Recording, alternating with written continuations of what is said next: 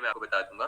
ठीक है, तो यार आपको पता है कि लास्ट क्लास में यानी कि कल हम लोगों ने क्या टॉपिक स्टार्ट किया था? क्या कोई मुझे बताएगा? कल हम लोगों ने पढ़ा था हमारा पूरा का पूरा ह्यूमन सिस्टम, है ना? तो हमने पढ़ा था कि ह्यूमन सिस्टम में कल हम लोगों ने क्या पढ़ा था? सबसे पहला जो सिस्टम पढ़ा था, ठीक है, वो हम लोगों ने क्या पढ़ा था? डाइजेस्टिव सिस्टम पढ़ा था। पढ़ा था कि नहीं? एक दो क्वेश्चन पूछ लूं आप लोगों से ताकि मेरे को समझ में आए कि डाइजेस्टिव सिस्टम आप लोगों को याद भी है कि नहीं। मुझे बताइए, अगर मैं आपको बात करता हूँ, सोच के बताइएगा, कि अगर मैं आपको बात करता हूँ स्टार्च के बारे में यानी कि कार्बोहाइड्रेट्स के बारे में, तो स्टार्च का जो डाइजेशन होता है वो शुरू कहाँ पे होता है? बिल्कुल यार, एनडीए के लिए है, क्यों एनडीए के लिए नहीं होगा? कहाँ पे होता है? बहुत बढ़िया, आपने बिल्कुल सही कहा, स्टार्च का डाइजेशन आपका माउथ में शुरू होता है। और खत्म कहाँ पे होता है? हमारा डाइजेशन स्टार्च का खत्म कहाँ पे होता है? बताइए, कहाँ पे होता है? बहुत बढ़िया, आप डेट ज्वाइन की है तो पहले की रिकॉर्डिंग देख लीजिएगा। जो डाउट हो आप मेरे से पूछ सकते हो पर्सनली, ऐसा कुछ नहीं है, मैं आपको बता दूंगा। ठीक है, तो यार आपको पता है कि लास्ट क्लास में यानी कि कल हम लोगों ने क्या टॉपिक स्टार्ट किया था? क्या कोई मुझे बताएगा? कल हम लोगों ने पढ़ा था हमारा पूरा का पूरा ह्यूमन सिस्टम, है ना? तो हमने पढ़ा था कि ह्यूमन सिस्टम में कल हम लोगों ने क्या पढ़ा था? सबसे पहला जो सिस्टम पढ़ा था, ठीक है, वो हम लोगों ने क्या पढ़ा था? का पूरा ह्यूमन सिस्टम, है ना? तो हमने पढ़ा था कि ह्यूमन सिस्टम में कल हम लोगों ने क्या पढ़ा था? सबसे पहला जो सिस्टम पढ़ा था, ठीक है, वो हम लोगों ने क्या पढ़ा था? डाइजेस्टिव सिस्टम पढ़ा था। पढ़ा था कि नहीं? एक दो क्वेश्चन पूछ लूं आप लोगों से ताकि मेरे को समझ में आए कि डाइजेस्टिव सिस्टम आप लोगों को याद भी है कि नहीं। मुझे बताइए, अगर मैं आपको बात करता हूँ, सोच के बताइएगा, कि अगर मैं आपको बात करता हूँ स्टार्च के बारे में यानी कि कार्बोहाइड्रेट्स के बारे में, तो स्टार्च का जो डाइजेशन होता है वो शुरू के लिए नहीं होगा। कहाँ पे होता है? बहुत बढ़िया, आपने बिल्कुल सही कहा, स्टार्च का डाइजेशन आपका माउथ में शुरू होता है। और खत्म कहाँ पे होता है? हमारा डाइजेशन स्टार्च का खत्म कहाँ पे होता है? बताइए, कहाँ पे होता है? बहुत बढ़िया, आपके स्मॉल इंटेस्टाइन में होता है। अच्छा, अगर मैं आपको बात करता हूँ, तो अगर मैं अपने उसके बारे में बात करता हूँ, हमारी जो स्लाइवा होती है वो एसिडिक होती है कि बेसिक होती है? क्या कोई मुझे स्लाइवा का पीएच बता सकता है? हमारी थूक का पीएच क्या होता है? बहुत बढ़िया, स्लाइटली एसिडिक होती है। कितना होता है? बिल्कुल सही, 6.8 होता है। वही अगर मैं आपसे पूछता हूँ कि हमारे एक दिन में लगभग कितना स्लाइवा बनता है, तो आप लोग क्या बोलोगे? बताइए, आज ही नया टॉपिक स्टार्ट है जीव जी, जस्ट बिकॉज 2-3 मिनट हम लोग रुकते हैं ताकि क्या होना, बाकी बच्चे ज्वाइन कर ले। बहुत बढ़िया, लगभग हमारा एक दिन में 1.5 लीटर के आसपास क्या होता है? स्लाइवा बनती है। आपको पता है कि जब हमारा बेसिकली क्या होता है, खाना माउथ से जाता है, ऑसोफेगस में जाता है, तो कहां पे पहुंचता है? वो पहुंचता है आपके स्टोमक में। तो स्टोमक में आपको पता है हमारा एक एसिड पाया जाता है जिसको हम लोग बोलते हैं हाइड्रोक्लोरिक एसिड। तो हाइड्रोक्लोरिक एसिड कौन से सेल रिलीज करते हैं? क्या किसी को याद है कि वो कौन से सेल होते हैं? ऑक्सीटिन क्या होते हैं? ऑक्सिंटिक सेल, ठीक है, तो आपके ऑक्सिंटिक सेल होते हैं। बहुत बढ़िया, तो ये जो आपके ऑक्सिंटिक सेल्स होते हैं वो आपका क्या करते हैं? हाइड्रोक्लोरिक एसिड रिलीज करते हैं। तो अब आपका जो खाना हो गया एसिडिक हो गया। तो एसिडिक खाने को न्यूट्रल कौन करता है? बताइए, बिल्कुल सही, एसिडिक खाने को न्यूट्रल करता है आपका बाइल जूस। तो चलिए हम आज की टॉपिक पे स्टार्ट करते हैं। आज हमें एक अगला ह्यूमन सिस्टम पढ़ना है जो कि काफी इजी है, जो कि आप लोगों का क्या है? रेस्पिरेशन है। तो सबसे पहले आप लोग मुझे बताएंगे कि रेस्पिरेशन से क्या समझते हो? What is respiration? जल्दी से मुझे बताओ कि रेस्पिरेशन का मतलब क्या होता है। कोई बता सकता है? एनीवन, कोई भी बता सकता है। चलिए, आपने मुझे बोला सांस लेना, आपने बोला ब्रीथिंग।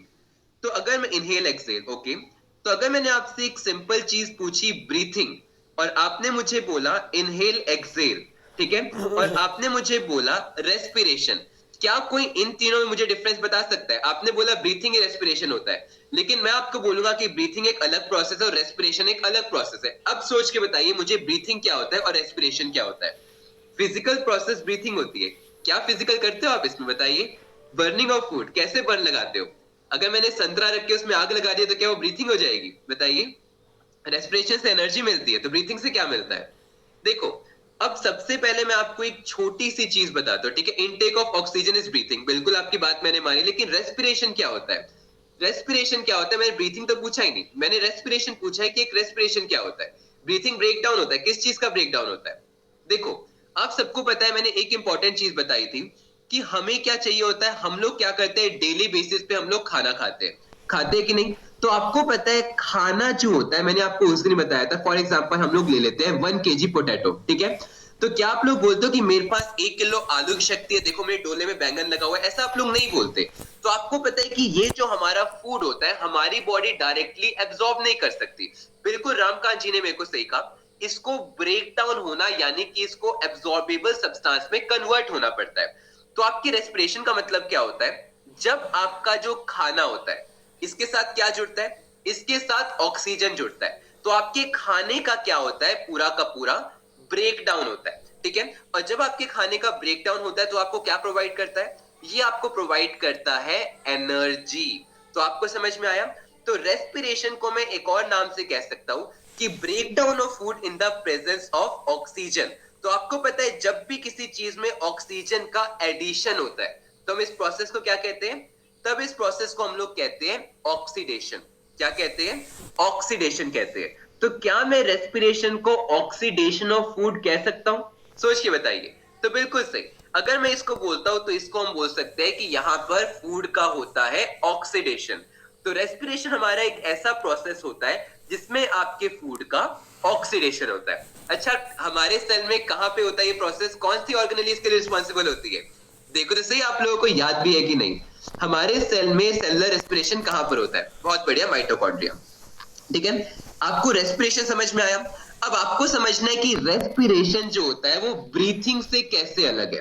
क्या कोई मुझे बता सकता है कि रेस्पिरेशन ब्रीथिंग से कैसे अलग है।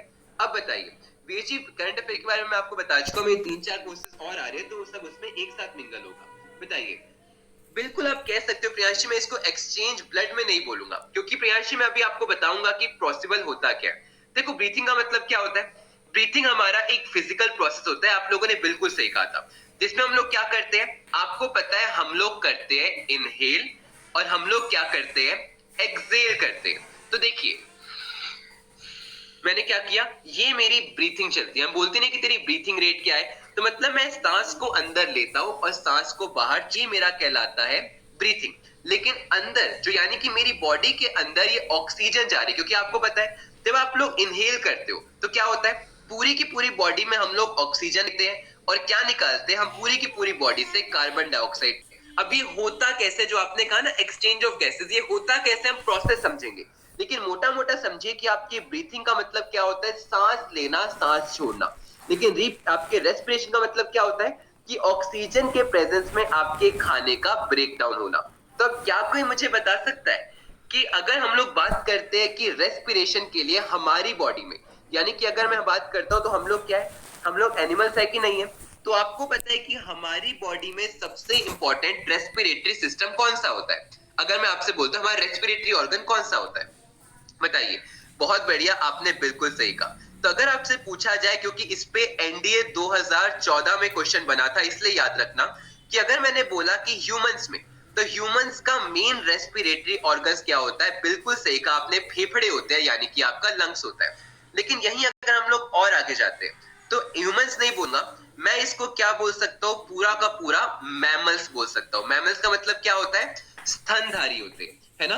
इसके अलावा अगर मैं आपको बात करता हूं तो आपके जो रेप्टाइल्स होते हैं, रेप्टाइल्स सब लोग समझते हो क्या होता है, रेप्टाइल्स का मतलब होता है जैसे यानी कि रेंगने वाले कीड़े, आपका सांप हो गया, तो मैमल्स हो गया, रेप्टाइल्स हो गया, इसमें आपका लंग्स होता है। लेकिन वही अगर मैं आपसे पूछता हूं तो क्या कोई मुझे बता सकता है कि आपका स्किन से सांस कौन लेता है, यानी कि आपकी त्वचा से सांस कौन लेता है।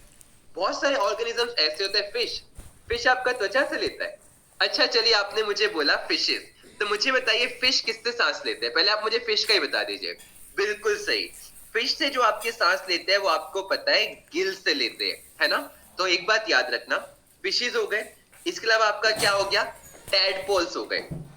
टैडपोल आप लोग जानते हो ना, सबसे पहले आपका एक अंडा होता है, अंडा क्या होता है, अंडा फिर आपका एक टैडपोल बनता है, और टैडपोल जो होता है वो आपका बाद में क्या बनता है, आपका फ्रॉग बनता है। और आपको पता है एक फ्रॉग जो होता है वो आपका क्या होता है, वो आपका सांस लेता है स्किन से, हमेशा याद रखना। लेकिन आपका जो एक टैडपोल होता है वो आपका सांस किससे लेता है, गिल से लेता है। टैडपोल जो होता है वो आपके पानी के बाहर नहीं आ सकता, ठीक है।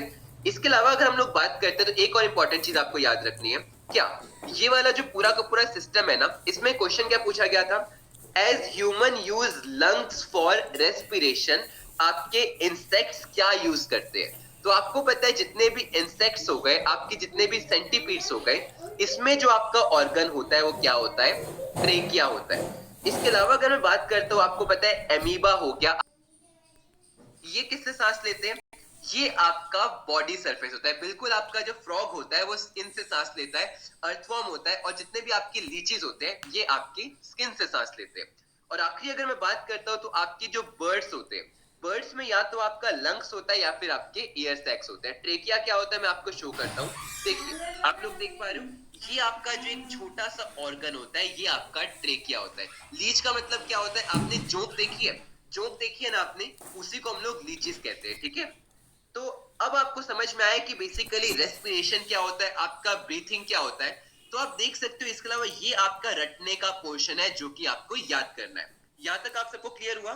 सोच के बताइए, यहां तक आपको क्लियर हुआ कि मैंने क्या क्या समझाया आपको? अब अगर हमें जो इंपॉर्टेंट चीज याद करनी है वो क्या करना है कि हमारा जो ह्यूमन रेस्पिरेटरी सिस्टम होता है इसमें मेन कितने पार्ट्स होते हैं? क्या कोई मुझे बता सकता है कि ह्यूमन रेस्पिरेटरी सिस्टम में मेन कितने पार्ट्स होते हैं? आपके सामने ही दिख रहे हैं, ऐसे कोई नंबर वंबर हमें याद रखने की जरूरत नहीं है, हम फटाफट से देख लेते हैं। सही है, जो हमारे नेक के फ्रंट में चिन के नीचे कुछ निकला होता है वो क्या होता है? इसको हम लोग वॉइस बॉक्स कहते हैं, जो कि आपका लैरिंक्स होता है। यही बात कर रहे हो ना आप, ये आपका लैरिंक्स होता है, ठीक है। तो चलिए, अब सबसे पहले अगर हम लोग बात करते हैं तो सबसे पहला ऑर्गन आपका क्या आता है? ये देख पा रहे हो, इसको हम लोग बोलते हैं नेजल कैविटी। ये देख पा रहे हो, मेरे नाक देख पा रहे हो, मेरे नाक के अंदर आप सबको पता है कि क्या है? मेरे नाक के अंदर दो होल्स है ना। सबसे पहले आपको पता है कि नेजल कैविटी के अंदर क्या पाए जाते हैं? पेयर पाया जाता है। किसका पाया जाता है? आपका पेयर ऑफ नॉस्ट्रिल्स पाया जाता है।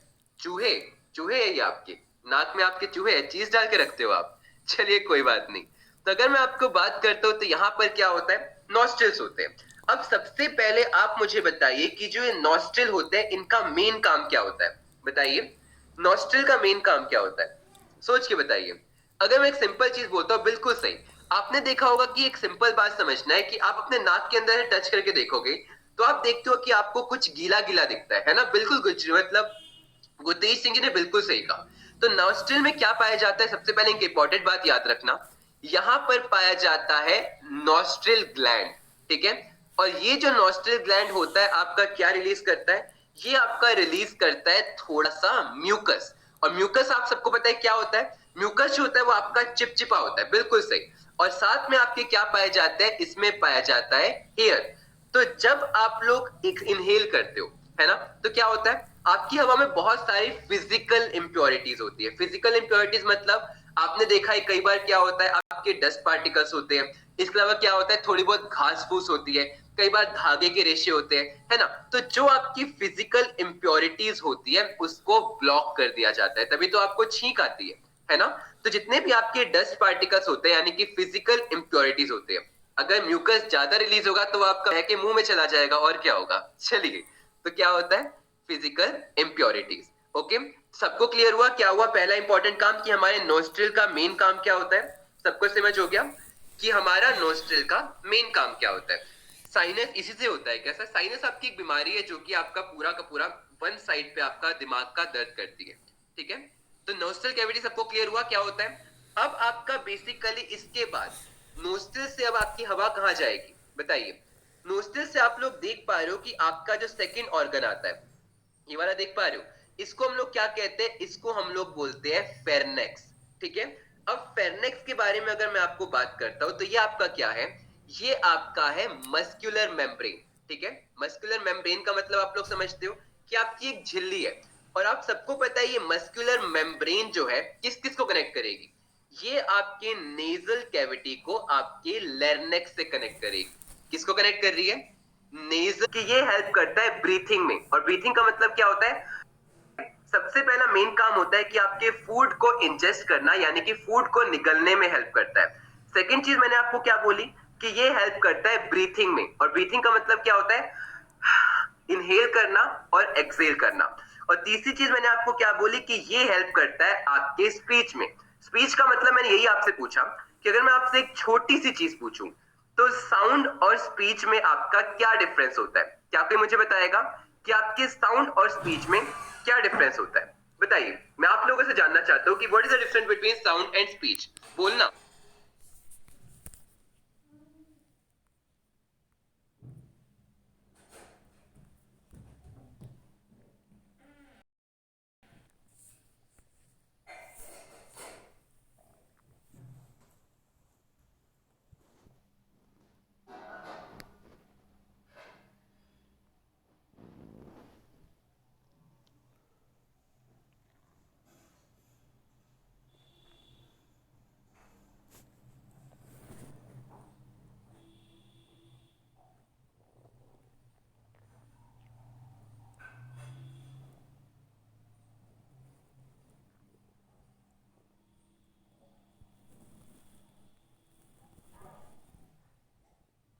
तो स्पीकिंग क्या होता है? स्पीकिंग क्या होता है? देखो, आप सबने सुना होगा कि अगर मैं बोलता हूं कि साउंड क्या है, साउंड आप सबको पता है एग्जैक्टली बिल्कुल सही। आपको पता है ना कि साउंड एक वेव होती है। तो देखो, अगर मैं सिंपली मेरे पास कोई भी ये दो चीजें, ठीक है, ये दो चीजें, अगर मैं इसको ऐसे टकरा रहा हूं तो मेरा क्या हो रहा है, मेरी एक कंपन पैदा हो रही है। मेरी दो चीजों के टकराने से क्या क्रिएट होता है, मेरी एक वाइब्रेशन क्रिएट होती है ना। और यही वाइब्रेशन क्या होती है, मेरी कहलाती है एक पर्टिकुलर साउंड। लेकिन अगर मैं इन वाइब्रेशन का एक ऐसा कॉम्बिनेशन बनाता हूं जिससे मेरे आइडेंटिकल वर्ड्स निकल कर आते हैं, जिससे मेरा आइडेंटिकल चीजें सामने निकल के आती है, तो उसको मैं क्या बोलता हूँ, स्पीच। फॉर एग्जाम्पल मैं कर रहा हूं तो ये क्या है, ये मेरा एक साउंड है। लेकिन अगर मैं ये जो बोल रहा हूँ, जैसे मैंने बोला ये मैं बोल रहा हूँ, उसी वाइब्रेशंस को मैंने यूज किया एक आइडेंटिकल चीज को कन्वर्ट करने में, तो वो मेरा क्या होता है, वो मेरा होता है स्पीच। तो याद रखना, फेरनेक्स आपका साउंड से रिलेटेड नहीं है, यानी कि आपकी साउंड फेरनेक्स में ओरिजिनेट नहीं होती। फेरनेक्स हमारा यूज होता है उस साउंड को एक ढांचा देने का, यानी कि बेसिकली उसको एक मोटा मोटा रूप देने का। तो आपका फेरनेक्स जो लिंक्ड है वो स्पीच से लिंक्ड है। सबको क्लियर हुआ तीनों इंपॉर्टेंट चीज? कि आपका पहला इंपॉर्टेंट काम क्या करता है, ब्रीथिंग करता है। दूसरा आपको क्या करता है, इंजेक्शन करता है। और तीसरा आपका क्या करता है, तीसरा आपका करता है स्पीच। मिटा दूं। अगला, अगला आपको पता है, हमने नेजल कैविटी समझा, हमने फेरनेक्स समझा। अगला आप लोग देख पा रहे हो, ये आपका है लैरिंक्स, ये देख पा रहे हो। तो अब सबसे पहले मैं आपको बताऊंगा कि लैरिंक्स किस किस को कनेक्ट करता है। ऑब्वियस सी बात है, लैरिंक्स किस किस को कनेक्ट करेगा, लैरिंक्स कनेक्ट करेगा आपके फेरनेक्स को। ठीक है, सब लोग समझिएगा, ये क्या है आपका फेरेक्स है, और इसको कनेक्ट करता है आपके इसके जस्ट नीचे वाला ट्रेकिया से। इजी है। इसलिए मैं आपको बोलता हूँ कि यार हर एक चीज को ना एक स्टोरी की तरह याद करो, कि अच्छा एक इंसान था, वो यहाँ गया, ये यहाँ पे जाएगा, आगे जाएगा। जैसे डाइजेशन हम लोगों ने पूरा समझा था। इसलिए मैं आपको प्रेफर करता हूँ कि आप लोग थोड़ा इमेज से समझो, ताकि आपको इजिली समझ में आए। एग्जैक्टली, बिल्कुल बिल्कुल सही कहा आप लोगों ने। अब मैं आपको इसके बारे में दो से तीन इंपॉर्टेंट चीज समझाता हूँ। ठीक है, आपको पता है कि जो लैरिंक्स होता है, इसका मेन इंपॉर्टेंट काम क्या होता है, कि पहले ये किसको लिंक करेगा, फेरनेक्स को ट्रेकिया से लिंक करेगा। इसका इंपॉर्टेंट काम होता है कि आपका प्रोड्यूस करता है साउंड। समझ में आ रहा है आप लोगों को, क्या प्रोड्यूस करता है, आपका साउंड प्रोड्यूस करता है। यानी कि यहाँ पर आपके वोकल कोर्ड्स टकराते हैं, जिसकी वजह से आपकी साउंड प्रोड्यूस होती है। और क्योंकि आपके यहाँ पर ध्वनि उत्पन्न होती है, यानी कि साउंड प्रोड्यूस होती है, इसीलिए इसको हम लोग किसके नाम से जानते हैं, आपके वॉइस बॉक्स के नाम से भी जानते हैं। ठीक है, तो आपको क्लियर हुआ, वॉइस बॉक्स आपका क्या है, लैरिंक्स है। लेकिन स्पीच के बारे में बात करते हैं तो वो आपका क्या है, फेरनेक्स है। ओके, बिल्कुल ओके, क्लियर हुआ आप लोगों को। अब थोड़ा सा आगे अगर हम और जाते हैं, आप सबको पता है कि यहाँ पे हम लोग डिफरेंस समझेंगे। अगर मैंने आपको बोला इंजेशन, तो क्या कोई मुझे इंजेशन का मतलब बता सकता है क्या होता है? क्योंकि यहीं पर आप लोग कंफ्यूज हो गए। बिल्कुल सही कहा आपने, इंजेशन का मतलब होता है इनटेक, और इनटेक का मतलब क्या होता है, इनटेक का मतलब होता है मुंह में लेना। मुंह में लेना मतलब खाना लेना। ठीक है, तो आपको पता है कि, लेकिन वही मैं अगर बात करता हूँ, दूसरी चीज क्या होती है आपकी, दूसरी चीज होती है स्वेलो।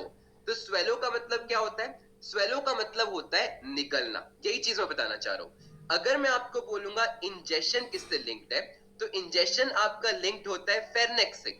लेकिन अगर मैं आपको बोलता हूँ स्वेलो करना, यानी कि किसी चीज को निगलना, देखो मेरी थूक थी, मेरी थूक मुंह में आई, मेरी थूक मुंह में आई तो मतलब क्या हुआ, मैंने इंजेक्ट किया, लेकिन मैं निगला। ये देख पा रहे हो, मैं निगला, जो कि यहाँ पर मेरी एक मूवमेंट हुई। ये किसकी वजह से हुई, ये मेरी हुई लैरिंक्स की वजह से। सबको समझ में आया? सर ये लीवर है, कहाँ है लीवर? आपके गले में लीवर है क्या मतलब गुरतेज जी? काफी तेज हो रहे हो, क्या बात है, मतलब गले में लीवर। चलिए कोई बात नहीं। इसके अलावा आपको पता है एक और इंपॉर्टेंट चीज मैं आपको बताना चाहूंगा, जो आपको कफिंग होती है ना? आपको जो कफिंग होती है यानी कि आप लोग जो खांसते हो, कभी कभी खाऊ खाऊ करते हो, तो वो भी किसमें होता है? उसमें भी आपका लैरिंक्स इंक्लूड होता है। इसके अलावा अगर मैं आपको एक और इंपॉर्टेंट चीज बताता हूँ, तो आपकी कफिंग हो गई, आपकी स्वेलिंग हो गई, और इसके अलावा इसका मेन काम क्या होता है? इसका मेन काम होता है सेफ्टी पर्पस, ठीक है? अब सेफ्टी पर्पस क्या होता है अगर आप लोग ध्यान से देखते हो, कि ये जो होता है ना आपका अगले वाला, ठीक है, मैं आपको बताता हूँ, जस्ट गिव मी अ सेक, ठीक है? चलिए, तो आपको पता है कि आपका जो विंड पाइप होता है, विंड पाइप और आपका फूड पाइप क्या होता है? हमेशा सेम होता है, ये बात आपको पता है? अगर मैं आपसे बात करता हूँ कि जो विंड पाइप होता है और फूड पाइप होता है वो आपका सेम होता है, कई बार आप लोग क्या करते हो, आपकी गले में खाना फंस जाए तो आप खाऊ खाऊ करते हो कि पानी ला। तो अगर आपका विंड पाइप और आपका बेसिकली फूड पाइप सेम है, तो क्या कॉम्प्लिकेशंस पैदा नहीं होती होंगी? सोच के बताइए, क्योंकि इससे आपका क्वेश्चन बन चुका है, बताइए। बिल्कुल, तो अब क्या होता है आपको याद रखना है कि लैरिंक्स जो होता है ना, लैरिंक्स के एंट्रेंस पे, सब लोग समझेगा, मैं आपको बताता हूँ कि लैरिंक्स का जो एंट्रेंस होता है ना, इसके आसपास क्या होता है? एक ब्लेड लगा होता है, और ये ब्लेड क्या होता है? ये ब्लेड एक तरीके का एक बैरियर होता है, ठीक है? तो बेसिकली होता क्या है, एक बात आपको याद रखनी है कि जब जब बेसिकली आप लोग क्या करते हो, फूड खाते हो, यानी कि बेसिकली खाना खाते हो, तो लैरिंक्स को क्या करता है? एग्जैक्टली तो इस लैरिंक्स को क्लोज रखता है, समझ पा रहे हो? इस लैरिंक्स को क्लोज करने का काम किसका होता है? इस ब्लेड लाइक स्ट्रक्चर का होता है। और इस ब्लेड लाइक स्ट्रक्चर को हम लोग क्या कहते हैं? युवराज जी ने बिल्कुल सही कहा, एग्जैक्टली वॉल्व की तरह, मैं यही आपको बता रहा हूं। इसको हम लोग बोलते हैं एपिग्लॉटिस। क्या बोलते हैं? एपिग्लॉटिस। तो ये एक इंपॉर्टेंट बात याद रखना कि एपिग्लॉटिस का मेन काम क्या होता है, कि ये पाया जाता है लैरिंक्स के ऊपर। और जब जब बेसिकली हम लोग खाना खाते हैं तो हमारे लैरिंक्स को क्लोज कर देता है, ताकि आपका खाना विंड पाइप में ना जाए और आपका ब्रीथिंग जो वो बेसिकली डिस्टर्ब ना हो। सबको क्लियर हुआ कि इसका मेन काम क्या होता है? ठीक है, ताकि क्योंकि आपको पता है आप सांस ले रहे होंगे, उसमें बीच में खाना आएगा, तो क्या होगा? आपको सांस आ पाएगी? नहीं आ पाएगी। तो लैरिंक्स के बारे में चार इंपॉर्टेंट चीजें आपको याद रखनी है। किस किस को कनेक्ट करता है? फेरनेक्स को ट्रेकिया से कनेक्ट करता है। दूसरी चीज मैंने क्या बोली, कि यहां पर क्योंकि साउंड प्रोड्यूस होता है, इसीलिए हम इसको क्या कहते हैं? वॉइस बॉक्स कहते हैं। तीसरी चीज मैंने आपको क्या बोली, तभी बोलते हैं कि खाना खा, एग्जैक्टली तभी बोलते हैं शिवम जी कि खाना खाते वक्त बोलना नहीं चाहिए, क्योंकि आपका साउंड बॉक्स भी यही होता है, ठीक है? तो आपको तीसरा इंपॉर्टेंट चीज पता है सर? तो सर जब हम खाना खाते हैं तो सांस नहीं आती, ऐसा नहीं है, आती है, बिल्कुल आती है, लेकिन अगर आपका वो दोनों चीजें खुली रहेंगी तो आपकी विंड पाइप में खाना भी चला जाएगा। समझ पा रहे हो? चलिए, हाँ, लेकिन मेरे को जो नाम दिखता है मैं भूल देता हूँ ना, मेरे को पता है दीपांशु जी हुआ। चलिए, तो अगला, तो आप पके पेपर के रेडी के लिए है, कौन से पके पेपर के रेडी के लिए? सबको क्लियर हुआ लैरिंक्स तक? और इस नाम को याद रखना कि ये क्या होता है, ये आपका क्या होता है? एपिग्लॉटिस होता है। सबको क्लियर हुआ?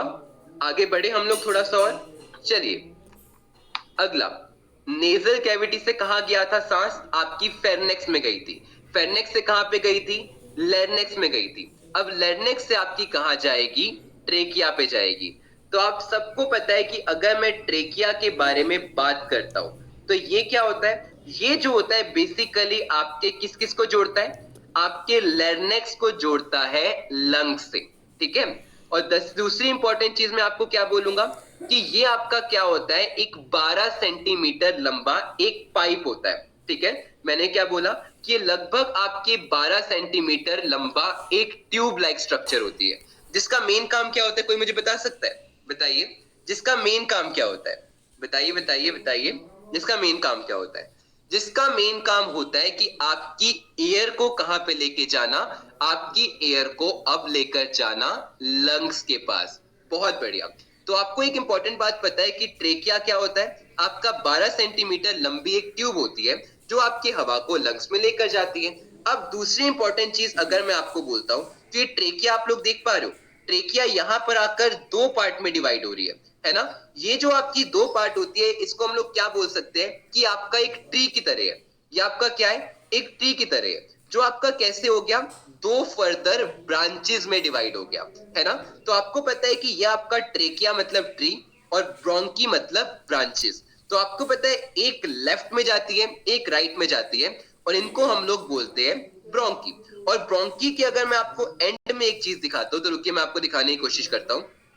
तो ब्रोंकी की अगर हम एंड में बात करते हैं तो आपको पता है क्या पाए जाते हैं, आपके छोटे छोटे छोटे छोटे बहुत सारे एक पिगमेंट्स पाए जाते हैं, जिसको हम लोग क्या बोलते हैं, जिसको हम लोग बोलते हैं एल्वियोली। यहां तक आपको समझ में आया कि मैंने बताया क्या है, bronchial is further divided in bronchi. Exactly, बिल्कुल सही, यही तो मैं आपको बताना चाह रहा हूं। सबसे पहले आपका क्या आता है, सबसे पहले आप लोगों का आता है ट्रेकिया। ट्रेकिया आपका ब्रोंकली में डिवाइड होता है, और ब्रोंकली जो होता है ब्रोंकियोस में डिवाइड होता है, और ब्रोंकियोस के एंड पे आपका पाया जाता है क्या, एल्वियोली। तो अगर आपको अभी तक यहाँ तक सिस्टम क्लियर हुआ, फिर मैं आपको इसका पूरा फंक्शन बताऊंगा।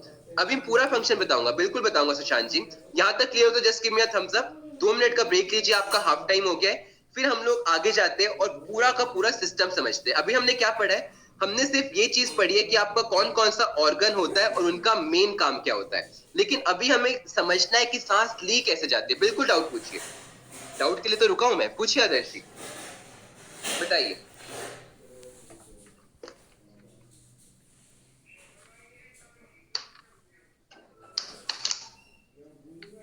सब टीथ को साइड में भी चेक करते हैं मेडिकल में। टीथ को साइड में मतलब, साइड में मतलब मैं समझा नहीं सर। ट्रेकिया और फूड पाइप आपस में कनेक्टेड रहते हैं क्या? बिल्कुल, ये आपका आपस में कनेक्टेड है सब, ठीक है। एल्वियोली बताऊंगा Adarshi, adding of oxygen to hemoglobin due to high what, बताइए रामकांत जी। पीवाईक्यू का कोर्स कब ला रहे हो, बताया तो था आपको सुशांत जी कि बेसिकली पीवाईक्यू का हमारा पूरा बैच कोर्स प्लान हो रहा है, जिसके चलते मेरा इंडिविजुअल कोर्स को स्टे मतलब स्टे कर दिया गया है, ठीक है। क्योंकि डबल डबल बार कराने का मतलब साइड फ्रॉम इनसाइड करते हैं, बिल्कुल करते हैं। सर वेंट पाइप और फूड पाइप एक होता है ना, एग्जैक्टली एक होता है, ठीक है। चलिए सर, एसएसबी में 2 मंथ में तैयारी हो सकती है, बिल्कुल हो सकती है यार, बिकॉज उसमें कोई पढ़ाने वाली बात नहीं होती। नहीं, मैं कोई बिजी नहीं हूँ, कल बिजी हूँ, कल हो सकता है शायद मैं क्लास ना ले पाऊँ, बिकॉज मेरा एक एग्जाम है इस टाइम पे। बाकी उसके बाद में कोई बिजी नहीं हूँ। हम हनुमान जी के भक्त हैं। चलिए, माना कबीर सिंह दिखते हैं पर हम हनुमान जी को फॉलो करते हैं, बजरंग दल का मेंबर हूँ भाई। चलिए आगे डिस्कस करते हैं। ओके, तो अब यहाँ पर फोकस कर लेते, जल्दी से आइए पानी पी के, फिर हम क्लास स्टार्ट करते हैं। बिल्कुल, मैं आपको आज सेंड कर दूंगा, अभी थोड़ा सा बिजी चल रहा था इसलिए मैं आपको सेंड नहीं कर पाया था। पीवाईक्यू का मोस्ट प्रोबेबली एक हफ्ता मैक्सिमम आपका नया कोर्स आ जाएगा, ठीक है। आप बिजी हो 14 को, कोई बात नहीं, रहिए। हमने कब आपको, हम बजरंग दल वो वाले नहीं है, क्योंकि हनुमान जी ने खुद 2 प्यार करने वालों को मिलाया था। तो कभी आपको कोई मारने पीटना है तो कॉल कर लीजिएगा, आ जाएंगे हम बचाने। चलिए, नहीं नहीं नहीं, हम मिलवाने वालों में से। तो खैर आगे चलते हैं, आप सब लोग आ गए होंगे पानी पी के। तो अब मैंने आपको क्या बोला था, सब लोग समझिएगा, ठीक है। होता क्या है, अब एक बात सिंपली समझिएगा, ठीक है, कि मैंने आपको क्या बोला। ये आपका क्या था, ये ऐसे था, ओके। ये आपका बेसिकली ऐसे था, ये आपका ऐसे था, ओके। थोड़ा समझने की कोशिश करते हैं इसको कि हमारा हम हो क्या रहा है, ठीक है। ये देखिए, ये ये ये ये ये ये और ये बेसिकली आपका ऐसे था। तो इस चीज को हम समझते हैं कि आखिर हो क्या रहा है, ठीक है। आपको पता है ये आपका क्या था, ये आपका लंग्स था। ये आपका क्या था, ये आपका ट्रेकिया था। आपका ट्रेकिया के यहां से क्या आई, हवा आई। अब हवा बेसिकली आपका जो ये ट्रेकिया था 2 पार्ट में डिवाइड हुई, जिसको हम लोग क्या बोलते हैं, जिसको हम लोग बोलते हैं ब्रोंकी। बिल्कुल सही। तो आपको पता है ये क्या होता है, ये हमारी होती है ब्रोंकी। तो बेसिकली इसके एंड पे जो पाया जाता है ये आपका क्या होता है, ये आपका होता है एल्वियोली।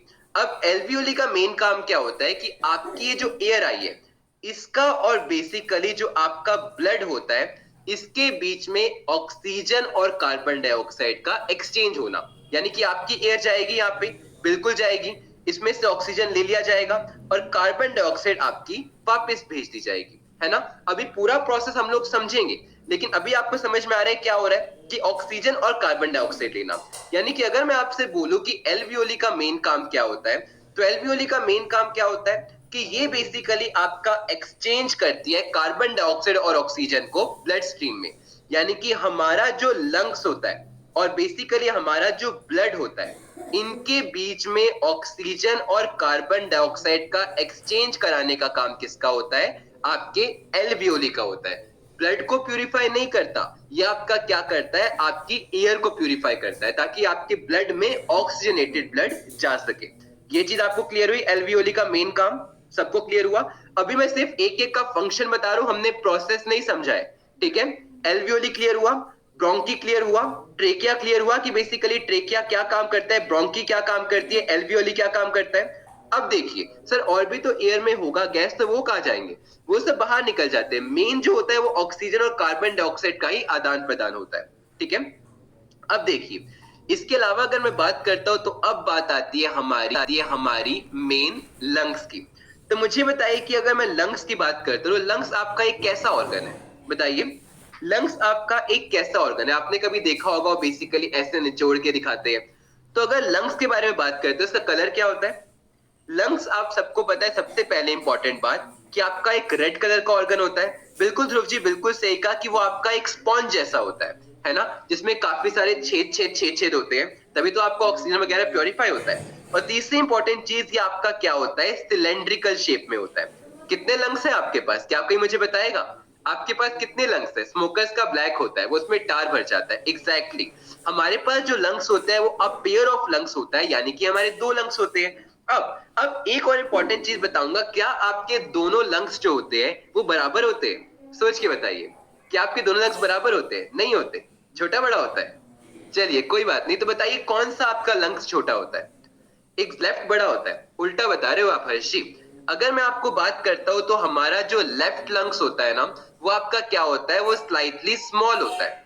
और वहीं अगर हम लोग बात करते हैं आपका राइट लंग, तो वो आपका क्या होता है? साइज में थोड़ा सा बड़ा होता है। इसका मेन रीजन क्या है? क्यों? क्योंकि आपको पता है कि हमारा यहां पर बीच में आता है क्या?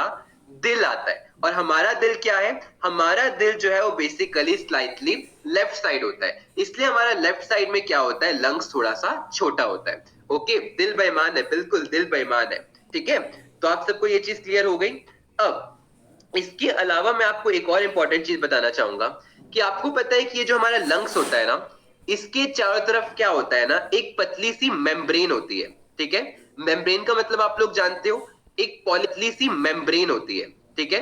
मेम्ब्रेन का मतलब आप लोग जानते हो, एक पॉलीबैग मान लो, लंग्स थोड़ा सा छोटा होता है। ओके, दिल बेईमान है, बिल्कुल दिल बेईमान है, ठीक है? तो आप सबको ये चीज क्लियर हो गई। अब इसके अलावा मैं आपको एक और इंपॉर्टेंट चीज बताना चाहूंगा कि आपको पता है कि ये जो हमारा लंग्स होता है ना, इसके चारों तरफ क्या होता है ना, एक पतली सी मेम्ब्रेन होती है, ठीक है? मेम्ब्रेन का मतलब आप लोग जानते हो, एक पॉलीबैग मान लो, जैसे अपने सर्टिफिकेट्स को क्या करते हो, वो नहीं करवाते, क्या नाम होता है बेसिकली, क्या करवाते हो? लेमिनेशन करवाते हो। तो एक तरीके से यही मान लो कि आपका लंग्स क्या है? एक मेम्ब्रेन के द्वारा लेमिनेटेड है, जिसको हम लोग क्या बोलते हैं? प्लूरल मेम्ब्रेन, ठीक है? एक बात याद रखना कि लंग्स के चारों तरफ क्या होती है? एक प्लूरल मेम्ब्रेन होती है।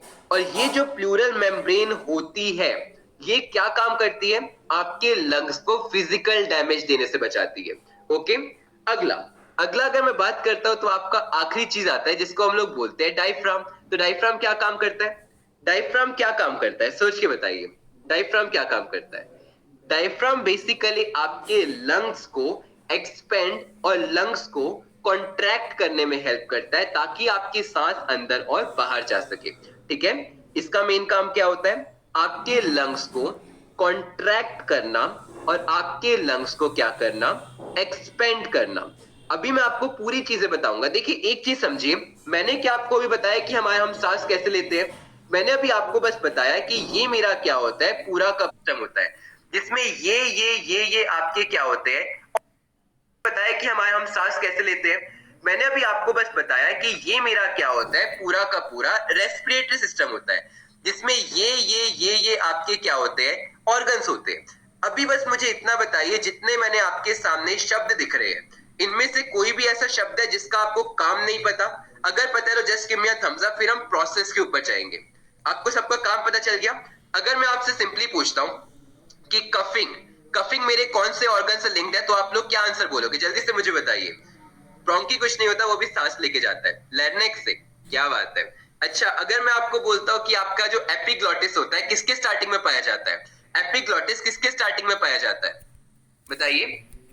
फेरनेक्स में पाया जाता है। किसने कहा? एपिग्लॉटिस लैरिंक्स के स्टार्टिंग में पाया जाता है। सब लोग भूल गए। अच्छा, अगर मैं आपसे बोलता हूँ कि आपने बेसिकली डिफ्यूजन ऑफ गैसेस यानी कि ऑक्सीजन और कार्बन डाइऑक्साइड का एक्सचेंज कौन करता है? बहुत बढ़िया, एल्वियोली करता है। तो अब हम लोग में समझ के, अगर मतलब मैं ये मान सकता हूं कि आपको हर एक ऑर्गन का काम क्लियर है ना? तो अब हमें बात करना है कि बेसिकली आपका प्रोसेस, ठीक है, अब हम प्रोसेस समझेंगे कि प्रोसेस अब होता कैसे है। तो अगर मैं प्रोसेस के बारे में बात करता हूं, टोटल मेरे 4 प्रोसेस होते हैं, ठीक है। पहला जो मेरा प्रोसेस होता है, सर फेरनेक्स वाला कितना काम है, मतलब मैं समझा नहीं। फेरनेस से बेसिकली आपके 3 काम थे। एक आपका इंजेक्शन ऑफ फूड, एक आपका बेसिकली स्पीच, और एक आपका क्या, ब्रीथिंग। तो पहला प्रोसेस जो हमारा आता है वो हमारा क्या आता है? वो बेसिकली आता है, ब्रैंकियोल्स कुछ नहीं होता, ये ब्रांचेस है और ये ब्रैंकियोल्स है जिसके एंड पे आपका एल्वियोली पाया जाता है। जैसे roots, primary roots, secondary roots होते हैं, ठीक है। तो पहला जो आपका प्रोसेस का मेन पार्ट होता है, सब लोग समझेगा, इसको हम लोग क्या बोलते हैं? इसको हम लोग बोलते हैं एक्सटर्नल रेस्पिरेशन। क्या बोलते हैं? External respiration. अब सब लोग बताएंगे मेरे को, अगर मैं एक्सटर्नल रेस्पिरेशन बोल रहा हूं, हम लोग क्या बोलते हैं? इसको हम लोग बोलते हैं एक्सटर्नल रेस्पिरेशन। क्या बोलते हैं? External respiration. अब सब लोग बताएंगे मेरे को, अगर मैं एक्सटर्नल रेस्पिरेशन बोल रहा हूं तो इसको हम लोग एक और नाम से जान सकते हैं, ठीक है। एक्सटर्नल रेस्पिरेशन का मतलब क्या होता है? इसको हम लोग 2 पार्ट से जानते हैं। इसको हम लोग किसके नाम से जानते हैं? That is your breathing. तो अभी तक जो हमने पढ़ा था ब्रीथिंग, उसको मैं एक और नाम से बोल सकता हूं, that is your external respiration, ठीक है। तो ब्रीथिंग बेसिकली मेरे कितने पार्ट में होती है, जल्दी मुझे बताइए, बताइए बताइए। बिल्कुल सही। कौन कौन से 2 पार्ट होते हैं? पहला पार्ट आपका होता है इनहेल करना। अब इनहेल के बारे में अगर मैं एक सिंपल चीज पूछता हूं, तो हम लोग जब इनहेल करते हैं, एक छोटी सी चीज मुझे बताइए कि इनहेल करते टाइम होता क्या है? बताइए बताइए बताइए बताइए बताइए बताइए। अच्छा, चलिए मैं एक सिंपल चीज पूछता हूँ, थोड़ा सा ज्योग्राफी में हम लोग जाए। अगर मैं आपसे बात करता हूँ एयर, एयर की खास बात क्या होती है कि हवा जो होती है वो किस प्रेशर से किस प्रेशर पे जाती है? बहुत बढ़िया, हर्षी ने मुझे बताया कि एयर जो होती है हमेशा कहां से कहां पे जाती है? High pressure to low pressure जाती है। जाती है कि नहीं? हमेशा याद रखना, high pressure to low pressure जाती है। अब आपको पता है, अगर मैं सांस ले रहा हूं, मैंने सांस ली, अब आपको पता है अगर मैंने सांस ली तो मेरे लंग्स पे क्या असर पड़ा? जब मैं इनहेल करता हूं तो मेरा लंग्स कॉन्ट्रैक्ट होता है, एक्सपेंड होता है? सोच के बताइए। एक्सपेंड होता है, ऑब्वियस सी बात है। जब मैं लंग्स क्या होता है, मेरा एक्सपेंड होता है। तो जब मेरा लंग्स एक्सपेंड होता है तो इसके चलते मेरे लंग्स में क्या होता है? एक लो प्रेशर एरिया जनरेट होता है, ठीक है।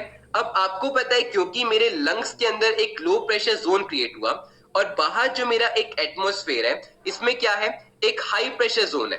तो आपका क्या होता है, जो पूरी की पूरी एयर होती है वो कहां से कहां जाती है? आपके एटमॉस्फेयर से जाती है आपके लंग्स में।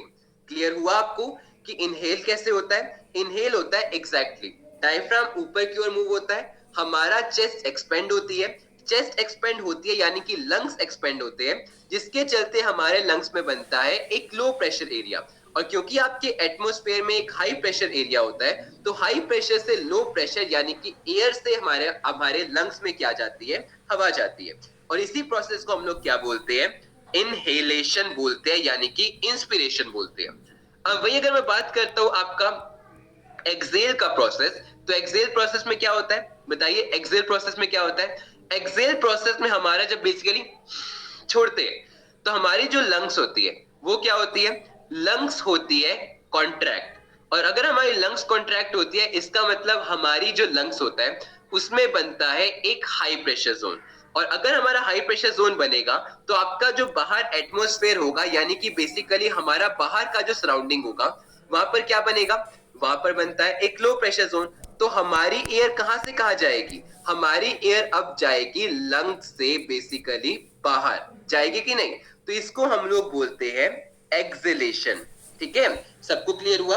अब सेकेंड इंपॉर्टेंट चीज अगर मैं आपको बोलता हूं, तो सेकेंड चीज क्या होती है? सेकेंड चीज जो आती है हमारा पार्ट। सबको पहला प्रोसेस क्लियर हुआ? सबको पहला प्रोसेस क्लियर हुआ? पहला प्रोसेस क्या होता है? एक्सटर्नल रेस्पिरेशन, कि कैसे आपका लो प्रेशर और हाई प्रेशर का खेला खेला जाता है। सेकेंड प्रोसेस जिसको हम लोग कहते हैं, इसको हम लोग बोलते हैं इंटरनल रेस्पिरेशन। ठीक है, इंटरनल रेस्पिरेशन बाहर जाएगी कि नहीं, उसमें बनता है एक हाई प्रेशर जोन। और अगर हमारा हाई प्रेशर जोन बनेगा तो आपका जो बाहर एटमॉस्फेयर होगा, यानी कि बेसिकली हमारा बाहर का जो सराउंडिंग होगा, वहां पर क्या बनेगा? वहां पर बनता है एक लो प्रेशर जोन। तो हमारी एयर कहां से कहां जाएगी? हमारी एयर अब जाएगी लंग से बेसिकली बाहर जाएगी कि नहीं?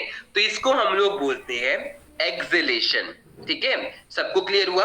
अब सेकेंड इंपॉर्टेंट चीज अगर मैं आपको बोलता हूं, तो सेकेंड चीज क्या होती है? सेकेंड चीज जो आती है हमारा पार्ट। सबको पहला प्रोसेस क्लियर हुआ? सबको पहला प्रोसेस क्लियर हुआ? पहला प्रोसेस क्या होता है? एक्सटर्नल रेस्पिरेशन, कि कैसे आपका लो प्रेशर और हाई प्रेशर का खेला खेला जाता है।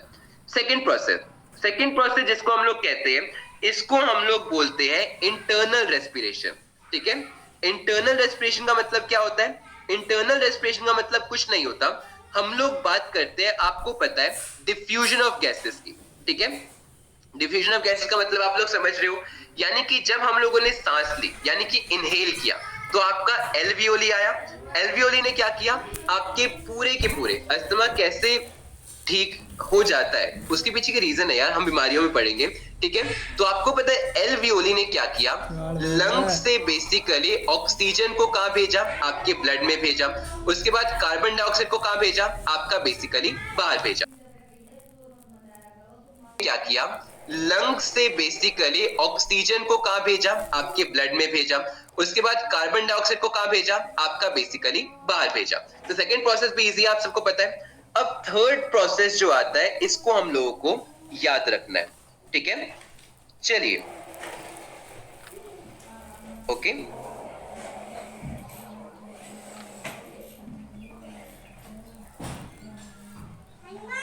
चलिए।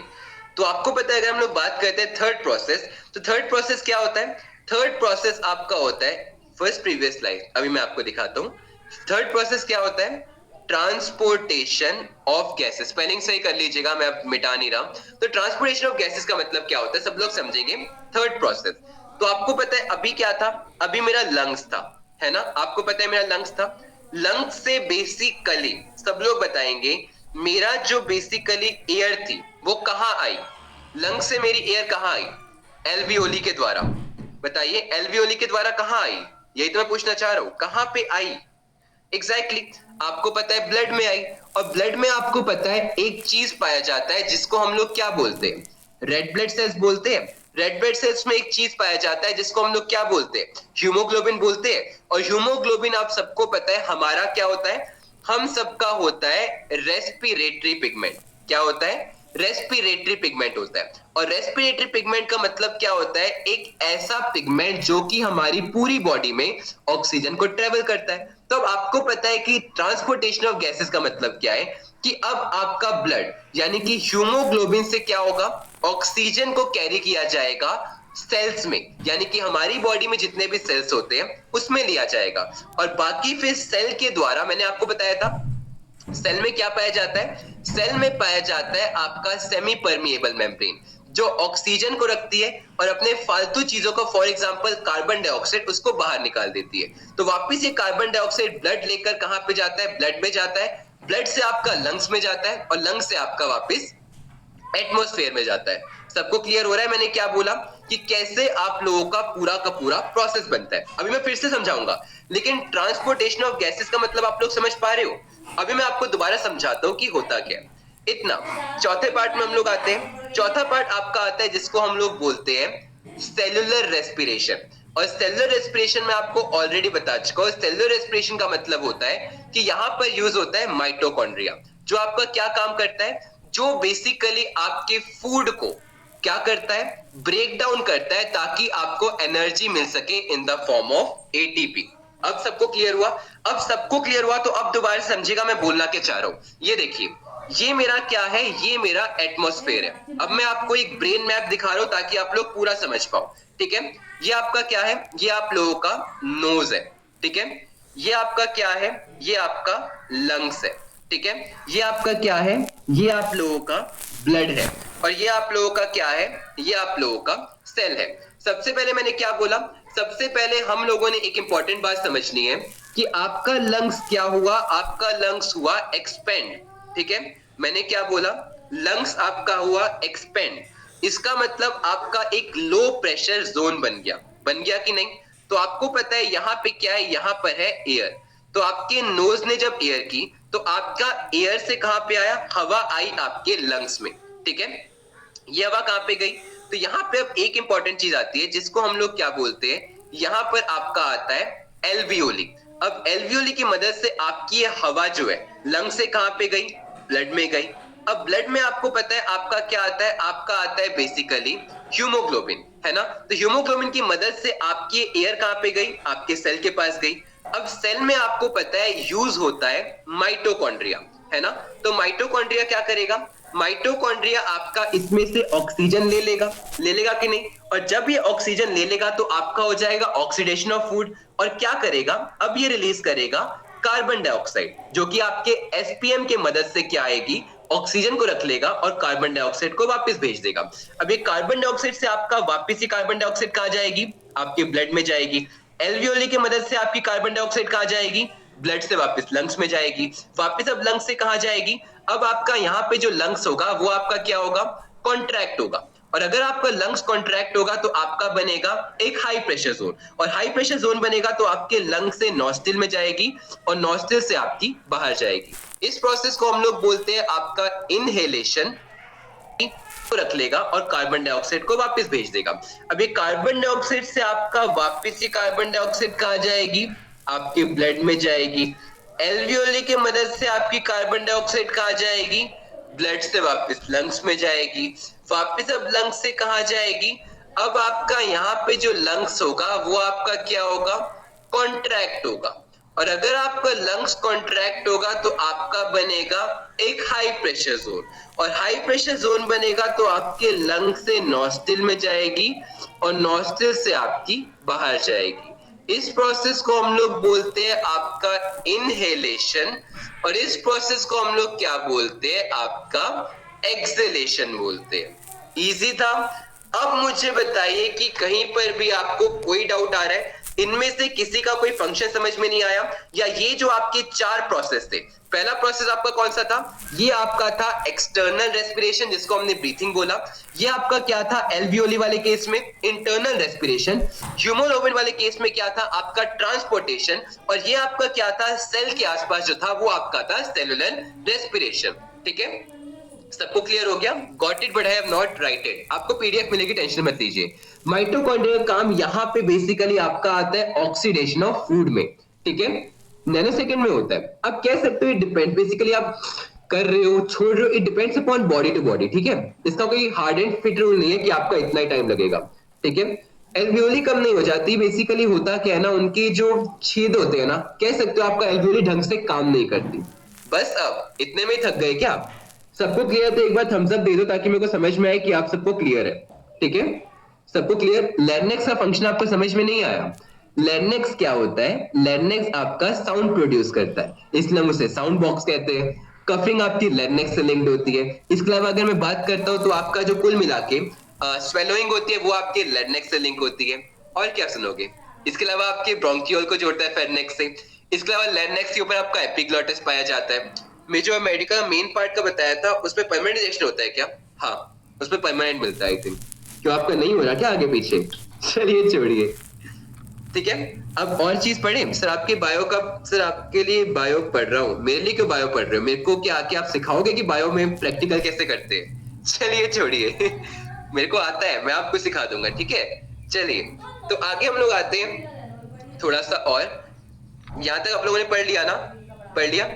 अब एक छोटा सा टॉपिक और रह गया, ठीक है, छोटा सा टॉपिक और रह गया, पहला, जिसको हम लोग क्या बोलते हैं, जिसको हम लोग बोलते हैं, अभी हम लोग समझेगा। हमने ब्रीथिंग और रेस्पिरेशन में समझा, आगे पीछे तो हो रहा है पर पूरा बंद नहीं हो रहा नो पर्सनल कमेंट्स प्लीज, मेरी इमेजिनेशन में चला गया था वो। चलिए फोकस करते हैं यहाँ पे। तब अगर हम लोग बात करते हैं तब ब्रीथिंग रेस्पिरेशन कितने टाइप का होता है? क्या कोई मुझे बता सकता है? रेस्पिरेशन कितने टाइप का होता है? बताइए। रेस्पिरेशन 2 टाइप का होता है।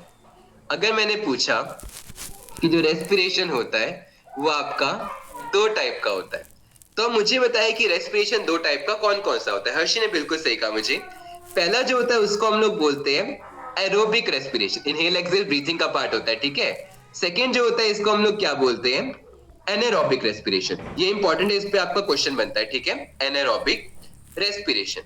देखिए सबसे मोटा मोटा अगर मैं आपको बोलता हूँ, क्या मैं हंस नहीं सकता? क्या मेरी जिंदगी में क्या सिर्फ रोना लिखा है? चलिए एरोबिक। तो एरोबिक के बारे में तो सबसे पहले मुझे एक इंपॉर्टेंट चीज बताएंगे एनारोबिक के बारे में और एरोबिक के बारे में। एरोबिक का मतलब होता है हम लोग बात कर रहे हैं ऑक्सीजन की प्रेजेंस, है ना।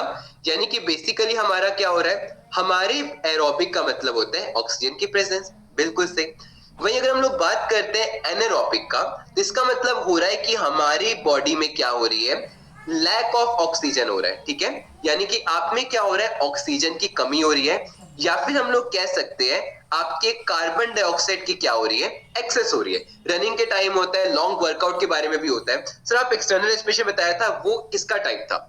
ये देखो यही मैं आपको बता रहा हूं, external respiration, internal respiration, transportation of gases और सेलुलर रेस्पिरेशन। ये आपका क्या था, ये प्रोसेस जो था ना आपका, जो रेस्पिरेशन का पूरा प्रोसेस था, उसके 4 पार्ट्स थे। वो आपके टाइप नहीं थे कि पहले ये होता है, फिर ये होता है, फिर ये होता है, फिर ये होता है, जो कि मैंने आपको क्या दिखाया था, आपको इस डायग्राम से समझाने की कोशिश की थी, है ना, इस डायग्राम से। तो ये आपके 4 पार्ट होते हैं। ओके नितिन जी पूछिए क्या क्वेश्चन था आपका, मेरे दिखा नहीं। चलिए तो इससे पहले हम लोग आगे बढ़ते हैं, मैं आप थोड़ा सा एरोबिक एंड एनारोबिक के बारे में डिस्कस कर लेता हूं। क्वेश्चन टाइम में भेजा है, एक सेकेंड। सर डायफ्राम बता दो फिर से, एनोनिमस जी। डायफ्राम का क्या काम होता है? जो आपकी बेसिकली क्या होता है ना, लंग्स एक्सपेंड और कॉन्ट्रैक्ट होती है, उसमें आपका डायफ्राम रोल करता है। आपने मेरे को बोला है सर टीथ टेढ़े मेढ़े हैं, मेडिकल में कोई प्रॉब्लम तो नहीं होगी? नहीं, कैविटी नहीं होनी चाहिए, टेढ़े मेढ़े से कोई प्रॉब्लम नहीं होगी, ठीक है। चलो तो अब सबसे पहले मैं आपसे पूछना चाहूंगा कि अगर, क्योंकि यहां पर बहुत इंपॉर्टेंट क्वेश्चन बनते हैं एनारोबिक रेस्पिरेशन के बारे में, अगर मैं आपको बात करता हूं तो सबसे पहले मुझे बताइए कि एनारोबिक रेस्पिरेशन का हमें एंड प्रोडक्ट चाहूंगा कि अगर, क्योंकि यहां पर बहुत इंपॉर्टेंट क्वेश्चन बनते हैं एनारोबिक रेस्पिरेशन के बारे में, अगर मैं आपको बात करता हूं तो सबसे पहले मुझे बताइए कि एनारोबिक रेस्पिरेशन का हमें एंड प्रोडक्ट क्या मिलता है? बताइए। अगर हम लोग बात करते हैं एनारोबिक रेस्पिरेशन का हमें एंड प्रोडक्ट क्या मिलता है, तो एक बात याद रखना कि एंड प्रोडक्ट जो होता है वो हमें क्या मिलता है, वो हमें मिलता है प्यूरविक एसिड, ठीक है। एक बात याद रखना, ये हमें क्या मिलता है, प्यूरविक एसिड मिलता है। Okay clear. अब एक बात आप लोगों को याद रखना है कि जब भी एनारोबिक रेस्पिरेशन होगा ना, तो आपके क्या होते हैं, आपके टोटल 4, एग्जैक्टली बिल्कुल सही कहा आपने, आपको प्यूरविक एसिड मिलता है और आपको एनर्जी मिलती है। और अब जो आपका एनर्जी होती है वो कैसे मिलती है, मैं वही आपको बताने वाला हूं। आपके एनारोबिक रेस्पिरेशन में आपको मिलते हैं 4 एटीपी के मॉलिक्यूल। एटीपी पता है आप लोगों को, एडिनो ट्राइफॉस्फेट, यानी कि एडिनोसिन ट्राइफॉस्फेट, जो कि आपकी क्या होती है, एनर्जी की सबसे सिंपल यूनिट होती है ना। अब आगे, अब आपको पता है कि बेसिकली ये जो आपका प्यूरविक एसिड होता है, अब आगे क्या होगा, अब आगे अगर मैं बात करता हूं एटीपी में, पीडीएफ दूंगा ना आपको, टेंशन के लिए, अपलोडेड है, यहीं से डाउनलोड कर सकते हो, बाकी मैं ग्रुप में भी शेयर कर दूंगा। तो इसमें से जो 2 एटीपी होते हैं ना, वो आपके यूज हो जाते हैं, किसमें यूज हो जाते हैं, आपका पूरा का पूरा इस प्रोसेस को कैरी आउट करने में, ठीक है। तो at the end of the day आपके पास क्या बचता है, सिर्फ और सिर्फ 2 एटीपी बचते हैं। क्लियर हुआ यहां तक आप सब चीजों को? अब इसके बारे में अगर मैं बात करता हूं, ठीक है, अगर हम लोग बात करते हैं, ये हमने इन जनरल बात किया था कि एनारोबिक रेस्पिरेशन होगा तो आपका प्यूरिक एसिड होगा। लेकिन अगर मैंने आपको बोला कि एनिमल्स, एनिमल्स मतलब समझ रहे हो, यानी कि आप लोग हो गए, मैं हो गया, तो एनिमल्स में आपके एनारोबिक रेस्पिरेशन का एंड प्रोडक्ट क्या होता है? तो आपने देखा है कई बार क्या होता है, आप लोग बहुत एक्सरसाइज कर रहे होते हैं, यस ऐसे भाग रहे हो, मतलब तगड़ी एक्सरसाइज कर रहे हो, उसके बाद आपका क्या होता है, आपकी पूरी बॉडी में क्या होता है ना, दर्द होने लगता है। क्यों दर्द होता है? क्योंकि इसमें आपका एंड प्रोडक्ट बनता है लैक्टिक एसिड, जिसको आप लोग क्रैम्प कहते हो। एग्जैक्टली जॉइंट में नहीं होता, मसल्स में होता है, ठीक है। तो आपका क्या होता है, लैक्टिक एसिड बनता है। ओके, और यही लैक्टिक एसिड जो होता है वो क्या करता है, आपको कॉज करता है पेन, यानी कि आपकी मसल्स में जो होता है तगड़ा दर्द करता है। ओके, तो यही आपका मसल पेन करता है। सबको क्लियर हुआ? चार इंपॉर्टेंट चीजें। एनारोबिक रेस्पिरेशन का एंड प्रोडक्ट होता है प्यूरविक एसिड प्लस एनर्जी। एनर्जी के नाम पे हमें 4 एटीपी मिलते हैं, जिसमें से भी 2 एटीपी आपके यूज हो जाते हैं प्रोसेस को कैरी आउट करने में, और बाकी 2 एटीपी का क्या होता है, बाकी जो 2 एटीपी सर एनिमल्स को भी होता है, ये बिल्कुल सारे मैमल्स को, विशाल जी सारे मैमल्स को। ओके, तो आपका क्या होता है, 2 एटीपी आपको एंड प्रोडक्ट में मिलते हैं। और एनिमल्स यानी कि मैमल्स की बात करता हूं तो उनके केस में एंड प्रोडक्ट क्या होता है, लैक्टिक एसिड, जिसकी वजह से हमारे मसल्स में क्या होता है, पेन होता है। अब हम लोग बात कर लेते हैं थोड़ा सा एरोबिक रेस्पिरेशन के बारे में। तो एरोबिक में क्या होता है, एरोबिक में आपको पता है कि यहां पर ऑक्सीडेशन फूड होता है इन प्रेजेंस ऑफ ऑक्सीजन, है ना, यानी कि अब आपकी ऑक्सीजन है। अब इसमें आप लोगों को याद रखना है कि हमें एंड में क्या मिलता है, सर प्यूरविक एसिड किस में मिलेगा। अगर मैं बात करता हूं, आपने ईस्ट का नाम सुना है, जो खमीर उठती है ना, आपने देखा होगा ईस्ट में क्या होता है, आपका ब्रेड बनता है, उसमें क्या होता है, उसमें एनारोबिक रेस्पिरेशन होता है। ऐसे बहुत सारे ऑर्गेनिजम्स है प्रोकैरियोटिक जिसमें क्या होता है ना, भटूरे बनते हैं, पूड़ियां बनती है, समोसे बनते हैं, तो इसमें आपका क्या होता है, एनारोबिक होता है। ईस्ट नहीं, YEAST, ठीक है, जिसमें खमीर उठती है, पिज्जास बनते हैं एग्जैक्टली। तो आपको पता है अगर हम लोग बात करते हैं तो इसमें हमें एग्जैक्टली प्लफी बनाते हैं, बिल्कुल गुदगुदा सा। चलिए, तो अगर हम लोग बात करते हैं एंड प्रोडक्ट के बारे में, तो एंड प्रोडक्ट हमें क्या मिलता है इसमें, चलिए, भटूरे बेस्ट एग्जांपल, पसंद है क्या विशाल जी आपको? चलिए, तो बताइए एंड प्रोडक्ट क्या मिलता है, हमें भी खिलाइए फिर विशाल जी कभी। तो बताइए एंड प्रोडक्ट इसमें क्या मिलता है, मुझे भी। चलिए, फ्लफी फ्लफी है हिमांशु जी, कोई बात नहीं। चलिए, तो इसमें अगर हम लोग बात करते हैं तो इसमें हमें मिलते हैं 36 एटीपी। हर फ्लफी चीज के पीछे ईस्ट होता है, नहीं, हर फ्लफी चीज के पीछे ईस्ट नहीं होता। चलिए, किसी किसी के पीछे अलग मेहनत लगती है। तो अगर हम लोग बात करते हैं, हाँ, अंडा उबालोगे तो आप अंडे को आप फ्लफी बनाते ना, तो फेंटना पड़ता है।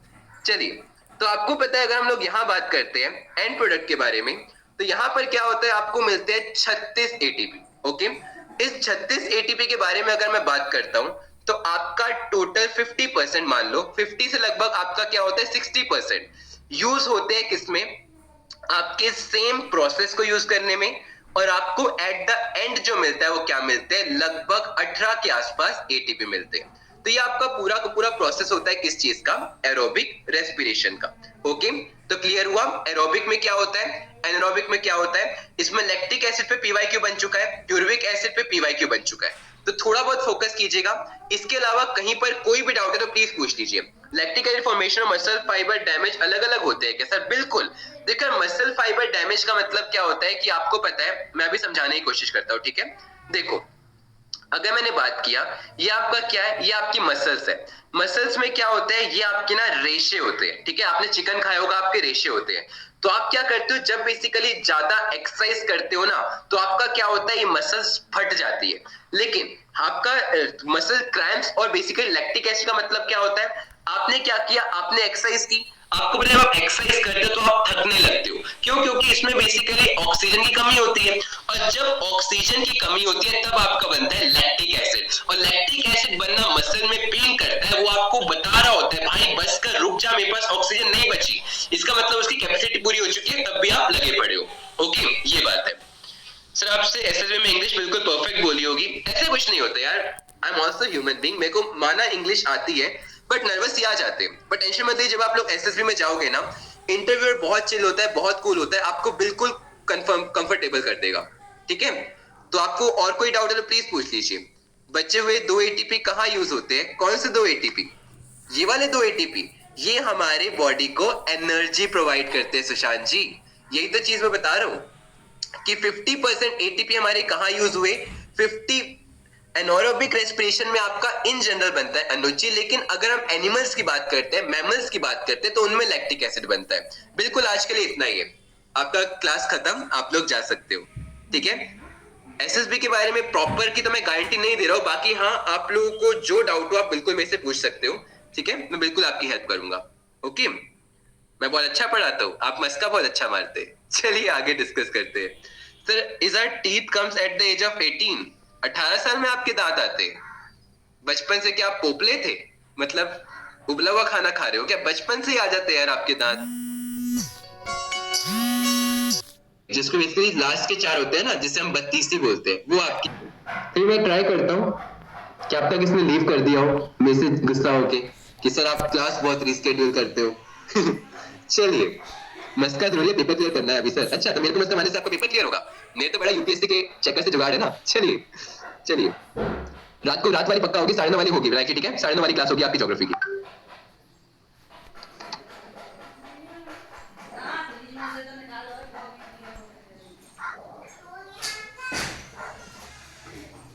एक सेकेंड, आप ऐसे सर प्लीज ये बताओ, no need to study book. देखो मैंने पिछले साल से यार 8 से 10 क्वेश्चन फंस रहे हैं। सूरज जी बहुत टाइम बाद आया, क्या बात है? कल शायद मैं क्लास वाले को आपको